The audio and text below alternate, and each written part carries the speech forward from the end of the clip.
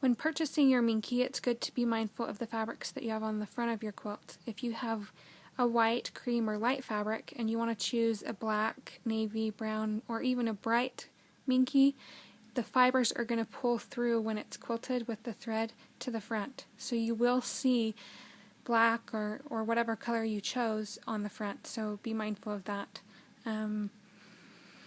Also, it's good because Minky is not cut straight at the store, it's good to get 3 to 4 more inches so that you can cut it straight and have enough for the back of your quilt.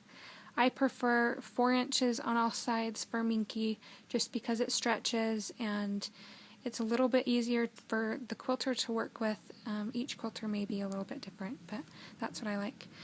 I do like to use my cutting mat going the lengthwise and a yardstick. What I do is I lay my Minky, if you look, lay my Minky straight. There, up there on the fold, it's completely straight. If you have it twisted a little bit, then you're going to have problems and it's not going to lay flat.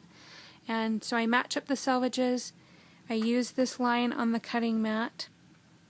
I use the yardstick and my rotary cutter and just line it up and cut it.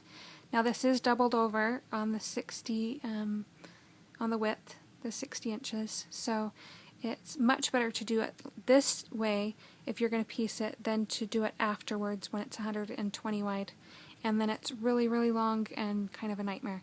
So do it on both ends. You do need to cut it straight. Do it before you do piece it.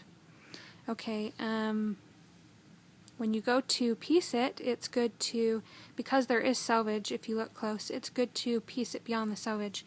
I do like it when it's pieced 3/4 to an inch. That way it will lay completely flat. You don't need to iron it. If you do, it might melt. But it will lay flat for you. If you were to only do 1/4 of an inch, it's probably going to stand up like that and you're going to fill it through the front of your quilt. When piecing your Minky, if you notice there's a stretch, and it's good to piece them with the stretches going the same way. You do piece like the selvage to selvage, that way you'll know you got the stretch the same way.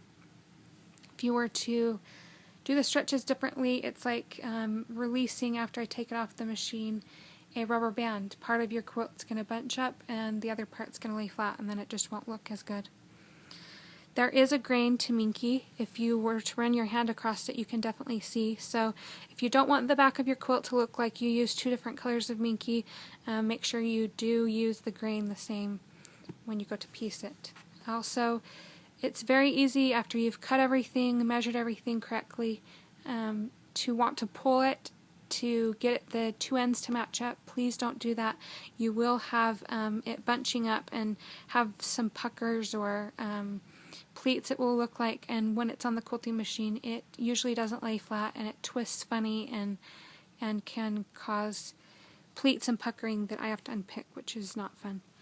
Also, if you were to have everything cut straight and then have like that 1/4 inch hanging off, please double over that on the 60 wide and just trim off that side to meet up with this side so that it is straight. Everything needs to be straight so that it can lay flat and quilt easy and have no puckers or anything like that.